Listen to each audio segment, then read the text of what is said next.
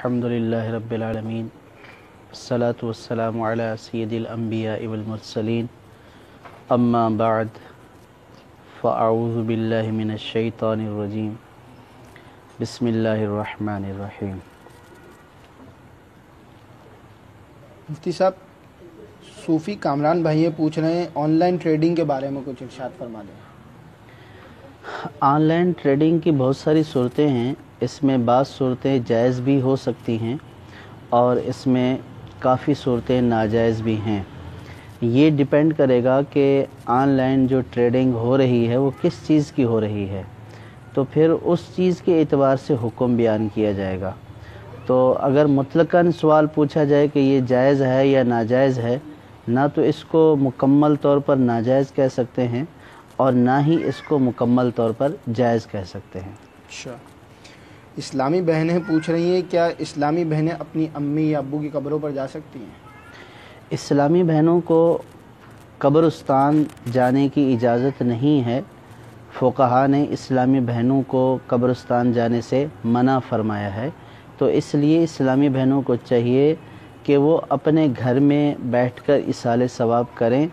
کیونکہ ایصال ثواب یہ ایسی چیز ہے کہ اس کے لیے قبر پر جانا ضروری نہیں ہے۔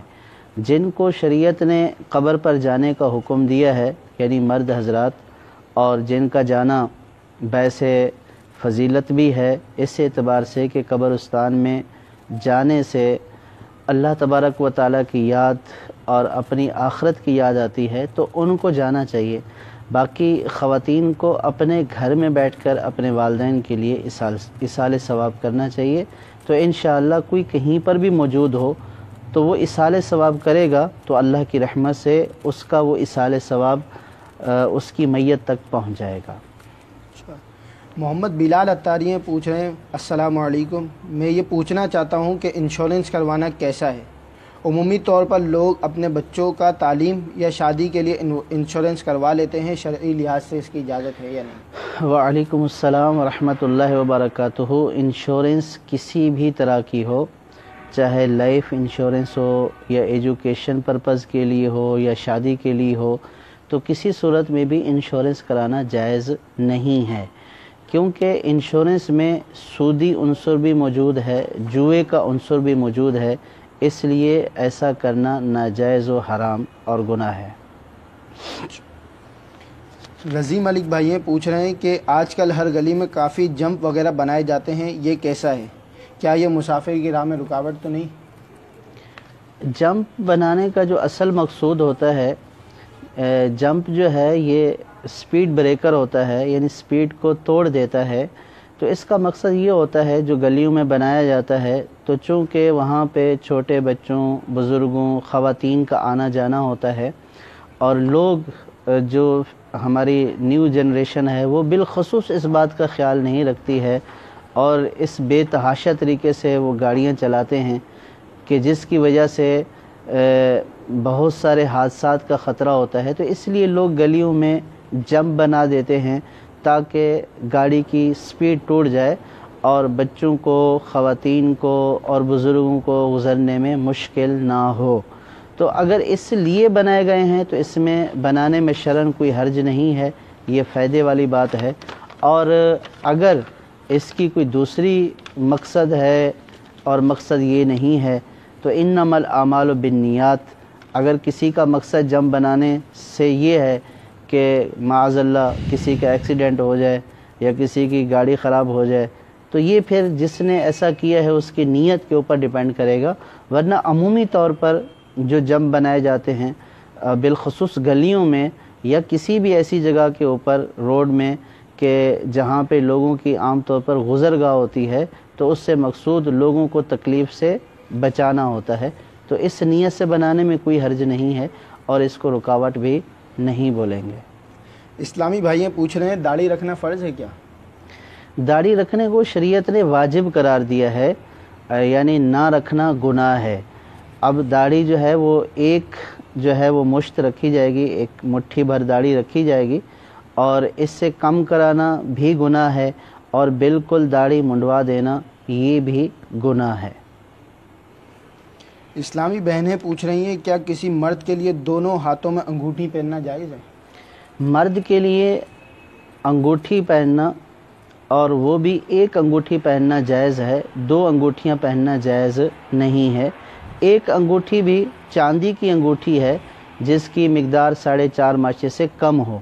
اور وہ ایک نگ والی ہو، اس کی شریعت نے مرد کو اجازت دی ہے۔ اور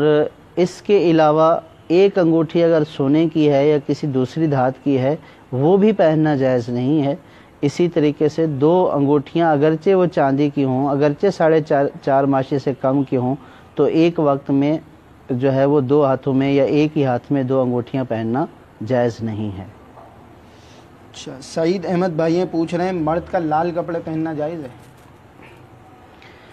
مرد کو ہر اس طرح کا کپڑا پہننے سے شریعت نے منع کیا ہے کہ جس میں عورتوں سے مشابہت ہو۔ اگر اس طرح کا لال ہے کہ جس سے عورتوں سے مشابہت ہوتی ہے، اس طرح کا کلر عورتیں پہنتی ہیں، تو پھر اس صورت میں مرد کے لیے وہ کپڑا پہننا ناجائز ہے۔ ورنہ جو سرخ کلر ہے، نبی کریم صلی اللہ تعالیٰ علیہ وسلم کا جو جبہ تھا اس میں سرخ دھاریاں تھیں، تو دیکھا جائے گا کہ وہ کلر جو پہنا جا رہا ہے کپڑا وہ کس طرح کا ہے، اس کو مرد پہنتے ہیں یا خواتین پہنتی ہیں۔ اگر اس کو خواتین پہنتی ہیں تو پھر خواتین سے مشابہت کی وجہ سے وہ صورت ناجائز کی ہو جائے گی۔ محمد وسیم بھائی پوچھ رہے ہیں کیا عقیقہ 7 دن کے اندر کرنا ضروری ہے؟ اگر نہ کر سکے تو کیا بعد میں کر سکتے ہیں؟ عقیقہ 7 دن کے اندر کرنا بھی ضروری نہیں ہے اور ویسے بھی کرنا ضروری نہیں ہے۔ عقیقہ سنت ہے اور سنت کی نیت سے اس کی ادائیگی بہت اچھی بات ہے، سنت کا ثواب بھی ہوگا۔ لیکن جو سنت ہے عقیقے کا طریقہ وہ یہی ہے کہ 7ویں دن کیا جائے، اور جب پیدائش ہوئی پیدائش کے 7ویں دن کیا جائے، اسی دن نام رکھا جائے، یہ سنت ہے۔ اور اگر کوئی 7 دن نہ کر سکا، 7 دن سے اوپر اگر ہو گیا تو بھی عقیقہ درست ہو جائے گا، لیکن بہتر یہ ہے کہ عقیقے کو 7ویں دن کیا جائے۔ اسلامی بہنیں پوچھ رہی ہیں اگر رشتہ دار جادو کرواتے ہوں تو کیا ان سے تعلق رکھ سکتے ہیں؟ پہلی بات تو یہ ہے کہ جادو کا عام طور پر تو پتہ نہیں چلتا کہ کس نے کرایا ہے۔ ہاں، اگر رشتہ داروں نے اپنے منہ سے اقرار کیا ہے یا کوئی ایسا شرعی ثبوت ہے تو پھر یہ کہا جائے گا کہ ہاں رشتہ داروں نے کرایا ہے۔ اگر اس طرح کا کوئی ثبوت نہیں ہے تو صرف اپنے وہم و گمان پر یہ نہیں کہیں گے کہ فلاں رشتہ دار نے کرایا ہے اور فلاں جو ہے وہ رشتہ داروں میں سے فلاں خاتون نے یا فلاں مرد نے یہ جادو کرایا ہے، تو یہ بدگمانی بھی ہو جائے گی، تہمت بھی ہو جائے گی، اور اس کا عام طور پر پتہ نہیں ہوتا، اور جو کرانے والا ہوتا ہے وہ بولتا بھی نہیں ہے۔ تو پہلی بات تو یہ ہے کہ کسی کے بارے میں بدگمانی اور تہمت نہیں رکھنی چاہیے کہ فلاں نے ایسا کرایا ہے، صرف اپنے وہم و گمان کی بنیاد پر۔ اور دوسرا یہ کہ نبی کریم صلی اللہ تعالیٰ علیہ وسلم کا فرمان ہے کہ جو تم سے توڑے تم اس سے جوڑو۔ اور صلہ رحمی کے بارے میں تو خاص طور پر ارشاد فرمایا کہ صلہ رحمی اللہ کے عرش کے ساتھ معلق ہے، اور وہ صلہ رحمی اللہ تبارک و تعالیٰ سے یہ دعا کرتے ہیں، یا اللہ جو مجھے جوڑے تو اس کو جوڑ دے، جو مجھے توڑے تو اس کو توڑ دے۔ تو بہرحال اگر رشتہ دار تکلیف بھی دیتے ہوں تو صلہ رحمی کا ان سے کرنے کا حکم ہے، صلہ رحمی کی جائے گی۔ لیکن یہ بات جو میں نے پہلے عرض کی ہے کہ اس کا ثبوت ہونا ضروری ہے کہ فلاں نے کیا ہے، ورنہ بغیر ثبوت کے کسی کے بارے میں یہ کہنا یہ خود ایک گناہ ہے، تہمت ہے، اور رشتہ داروں کے اوپر اس طرح کی تہمت لگا کر بلا وجہ بغیر کسی ثبوت کے یہ خود رشتہ توڑنا ہے۔ تو اس لیے اس طرح کے وساوس کے اوپر یا کسی بابے کے کہہ دینے کے اوپر کہ فلاں نے آپ کے اوپر جادو کرایا ہے، تو اس کے اوپر ہرگز یقین نہ کیے جائے کہ کسی کا کہہ دینا یہ شرعی ثبوت نہیں ہوتا ہے۔ احمد بھائی پوچھ رہے ہیں وضو اور غسل میں وسوسے آئیں تو کیا کریں؟ وضو اور غسل میں یا نماز میں کسی بھی جگہ وسوسے آئیں تو پہلی صورت تو یہ ہے کہ انسان کو غور کرنا چاہیے کہ اس کو وسوسے آتے کیوں ہیں۔ عام طور پر وسوسے جو ہے ویسے بھی آ جاتے ہیں، لیکن بعض اوقات وسوسوں کے اسباب بھی ہوتے ہیں کہ بعض اوقات انسان گناہوں میں ملوث ہوتا ہے، یا جو طہارت ہے وہ صحیح طور پر نہیں کر پاتا ہے، طہارت کے مسائل نہیں سیکھتا ہے، تو بھی وساوس کا شکار رہتا ہے۔ تو اگر کوئی ایسا سبب ہے کہ جیسے گناہوں کا سبب ہے کہ گناہوں میں مبتلا ہونے کی وجہ سے وسوسے بکثرت آتے ہیں، تو پہلا تو یہ ہے کہ وسوسے ختم کرنے کے لیے اس گناہ کو چھوڑنا پڑے گا، تو انشاءاللہ وسوسے بھی ختم ہو جائیں گے۔ اور یہ ضروری بھی نہیں ہے کہ جو گناہ کرتا ہو اسی کو وسوسے آتے ہیں، بعض اوقات وسوسے شیطان دلاتا ہے، تو وسوسوں میں مبتلا نہیں ہونا چاہیے، حتی الامکان کوشش کرنا چاہیے کہ وسوسے دور کرے۔ اگر وسوسوں کو دور نہیں کرے گا، وسوسوں میں مبتلا ہوگا، ان کے بارے میں سوچتا رہے گا، تو پھر وہ وسوسوں میں ایسا گرے گا کہ پھر وسوسوں سے نکل نہیں سکے گا۔ تو وضو کے بارے میں ہوں یا غسل کے بارے میں ہوں، پہلے یہ دیکھ لے کہ وسوسہ کس طرح کا ہے۔ اگر اس کا تعلق وضو ہونے یا نہ ہونے سے ہے تو علماء دین سے پوچھے۔ اگر جو صورت یہ بیان کرتا ہے، علماء یہ کہتے ہیں کہ آپ کا اس سے وضو ہو جاتا ہے، آپ کا اس سے غسل ہو جاتا ہے، تو پھر اس کو اس بات کے اوپر نہیں سوچنا چاہیے کہ پتہ نہیں میرا ہوا یا نہیں ہوا۔ اب اگر سوچے گا تو یہ خود اپنے آپ کو وسوسوں میں مبتلا کرے گا۔ اگر کوئی اس طرح کا شرعی مسئلہ ہے تو علماء سے رابطہ کرے، اگر کوئی اور سبب ہے تو اس سبب کو دور کرنے کی کوشش کر کے اپنے آپ کو عبادات میں مصروف رکھے، انشاءاللہ وسوسے ختم ہو جائیں گے۔ وسوسوں کی طرف توجہ نہ دے، جب وسوسے آئیں تو اعوذ باللہ من الشیطان الرجیم پڑھے، تو انشاءاللہ اس کی برکت سے وسوسے ختم ہو جائیں گے۔ عاصم بھائی پوچھ رہے ہیں ویلنٹائن ڈے منانا کیوں جائز نہیں ہے؟ ویلنٹائن ڈے یہ کوئی اسلامی تہوار نہیں ہے، بلکہ یہ جو ہے وہ کفار کی طرف سے ایک یوں سمجھیں کہ بے حیائی کا ایک تحفہ ہے، کیونکہ جو اس دن کی غرض و غایت ہے یا اس دن کو جس مقصد کے لیے منایا جاتا ہے، وہ مقصد تو وہ ہے کہ جس سے شریعت واضح طور پر منع کرتی ہے۔ شریعت اس بات کا حکم دیتی ہے کہ کسی بھی شخص کا اجنبی عورت سے یا اجنبی خواتین سے تعلق رکھنا، ان سے ملنا جلنا، یا جس کو لوگ آپس میں محبت کہتے ہیں دنیاوی طور پر، یہ شرعاً جائز نہیں ہے۔ تو اب یہ جو دن جس چیز کے اظہار کے لیے منایا جاتا ہے تو اس کی تو شریعت میں کوئی گنجائش ہی نہیں ہے، تو جب اس کی گنجائش ہی نہیں ہے تو شرعاً ایسا دن منانا یا اس دن کے اوپر جو بے حیائی والے کام ہوتے ہیں اس میں مبتلا ہونا، یہ شریعت کے تقاضوں کے سراسر خلاف ہے، ناجائز و حرام ہے۔ اور پھر بطور مسلمان ہر مسلمان کو غور بھی کرنا چاہیے کہ وہ جس کے لیے یا جس کے ساتھ منانا چاہ رہا ہے تو کیا یہ اس بات کو پسند کرے گا کہ اس کی بہن کے ساتھ، اس کی بیٹی کے ساتھ یا اس کی کسی رشتہ دار کے ساتھ کسی غیر مرد کا تعلق ہو۔ جب یہ خود اپنے رشتہ داروں کے بارے میں، اپنے رشتوں کے بارے میں یہ پسند نہیں کرتا، تو پھر دوسروں کے رشتوں کے بارے میں ایسی غلط سوچ یا ایسا دن یا اس کے منانے کے دلائل دینا، یہ سراسر اس بات کی طرف جو ہے وہ نشاندہی کرتے ہیں کہ جو اس طرح کا ذہن رکھتا ہے اس کا ذہن اسلامی نہیں ہے، اور وہ اسلام کے احکام جو اسلام نے ہمیں بتائے ہیں تو ان کو یہ اہمیت نہیں دیتا ہے۔ بظاہر تو اس سے ایسا معلوم اور محسوس ہوتا ہے، تو مسلمان کو اس سے اجتناب کرنا چاہیے، بہر صورت بچنا چاہیے کہ یہ غیر اسلامی اور بے حیائی کا ایک تہوار ہے۔ مسلمان کے لیے اس طرح کے تہوار منانے جائز نہیں ہیں۔ مسلمان کا جو تہوار ہے وہ عید کا تہوار ہے۔ مسلمان کا جو عام طور پر تہوار ہیں وہ شب برات ہے، شب قدر ہے، اس طرح کی جو عبادتوں والی راتیں ہیں جس میں اللہ سے تعلق ہوتا ہے، تو مسلمان کو چاہیے کہ وہ تعلق مضبوط کرے جو اللہ سے تعلق ہے، نہ کہ غیر محرم اجنبی عورتوں سے تعلق کو جو ہے وہ مضبوط کرے، کہ یہ کرنا تو ناجائز و حرام ہے۔ اچھا، حسنین بھائی پوچھ رہے ہیں عمرے میں خوشبودار صابن استعمال کرنا کیسا؟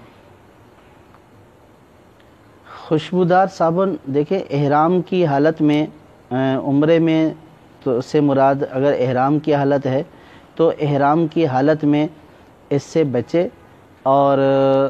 بقیہ جب احرام کی حالت نہ ہو تو استعمال کرنا جائز ہے۔ عبدالرزاق بھائی یہ پوچھ رہے ہیں کیا غسل کرنے سے وضو ہو جاتا ہے؟ جی، غسل کرنے سے وضو ہو جاتا ہے، اس لیے کہ جب غسل انسان کرتا ہے تو غسل کرنے سے وہ تمام اعضاء دھل جاتے ہیں کہ جن کا وضو میں دھلنا ضروری ہے، تو اس اعتبار سے غسل سے وضو بھی ہو جاتا ہے، بشرط یہ کہ اس نے اس طریقے سے غسل کیا ہے کہ جس سے تمام وہ اعضاء دھل گئے کہ جن کا وضو میں دھونا ضروری ہے۔ اچھا، طارق بھائی یہ پوچھ رہے ہیں اگر کسی نے اپنا حج نہ کیا تو کیا دوسرے کا حج کر سکتا ہے؟ اگر اپنا حج نہ کیا دوسرے کی طرف سے، یعنی حج بدل کرنا، تو یہ ہو سکتا ہے جیسے کسی شخص کے اوپر حج فرض ہی نہیں ہے، تو اب اس صورت میں اگر کوئی اس کو حج بدل کے لیے بھیجتا ہے تو اس کا حج بدل کے لیے جانا جائز ہے، اور اگر یہ مراد ہے حج بدل کے طور پر بھیجنا، اور اگر مراد یہ ہے کہ اس شخص کے اوپر خود فرض بھی ہے اور اب یہ اپنا فرض ادا نہ کرے دوسروں کا فرض ادا کرتا رہے، تو اس صورت میں یہ گناہ گار ہوگا کہ اس کو سب سے پہلے اپنا فرض ادا کرنا چاہیے۔ اچھا، حافظ عمر بھائی یہ پوچھ رہے ہیں حج اور عمرے پر جانا چاہتا ہوں کیا کروں؟ حج اور عمرے پر جانا چاہتے ہیں تو حج اور عمرے پر جائیں، اور اگر اسباب نہیں ہیں تو اللہ تعالیٰ سے دعا کریں کہ اللہ تبارک و تعالیٰ اسباب پیدا فرما دے، اور اللہ تبارک و تعالیٰ ہر مسلمان کو ان مقدس مقامات کی زیارت نصیب فرمائے۔ عاصم گوری بھائی یہ پوچھ رہے ہیں نماز میں بٹن کھلے ہوں تو کیا حکم ہے؟ نماز میں دیکھیں بٹن کھلنے کی کیفیت ہے، اگر بالکل اس طرح کے بٹن کھلے ہوئے ہیں کہ جس سے پورا سینہ یا سینے کا اکثر حصہ بالکل ظاہر ہو رہا ہے، تو غیر معتاد طریقے سے، یعنی عادتاً اس طرح نہیں کھلے ہوئے ہوتے اور اس طرح کھول دیا کہ پورا سینہ یا آدھا یا زائد یعنی اکثر سینہ نظر آ رہا ہے، تو یہ صورت جو ہے کراہت تحریمی والی ہے، ورنہ اگر ایسی صورت نہیں ہے اوپر کا ایک دو بٹن کھلا ہوا ہے جس سے سینہ ظاہر نہیں ہو رہا، تو اس صورت میں کھولنے میں کوئی حرج نہیں ہے، بہتر یہ ہے کہ بٹن بند کر لیں۔ اچھا، حسنین بھائی یہ پوچھ رہے ہیں مسلسل 5 وقت نمازوں کی سنتیں اور نفل نہ پڑھیں تو کیا حکم ہے؟ کچھ سنتیں تو نماز میں جو ہے وہ سنن مؤکدہ ہیں، کچھ غیر مؤکدہ ہیں۔ اگر کوئی سنن غیر مؤکدہ نہیں پڑھتا ہے یا نوافل نہیں پڑھتا ہے تو اس صورت میں گناہ گار نہیں ہے، لیکن سنن مؤکدہ ترک کر دینا اور اس کی عادت بنا لینا یہ گناہ ہے، تو لہٰذا اگر کوئی سنن مؤکدہ کو مسلسل ترک کر رہا ہے تو وہ گناہ کا ارتکاب کر رہا ہے، اور اگر سنن مؤکدہ پڑھ رہا ہے لیکن سنن غیر مؤکدہ یا نوافل نہیں پڑھ رہا، اس صورت میں گناہ گار تو نہیں ہو رہا، لیکن سنن غیر مؤکدہ اور نوافل کو چھوڑ دینا یہ ثواب سے محرومی ہے۔ کوشش کرنی چاہیے ہر انسان کو کہ وہ سنن غیر مؤکدہ کی ادائیگی کے ساتھ ساتھ نوافل کو بھی ادا کرے۔ اچھا، سہیل بھائی کیا تنہا نماز پڑھنے میں تکبیرات کہے گا بندہ؟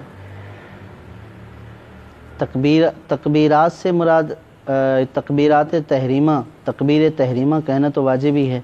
اور دیگر جو تکبیرات ہیں رکوع سجود کی تو یہ سنت ہیں، اور سنت کا بھی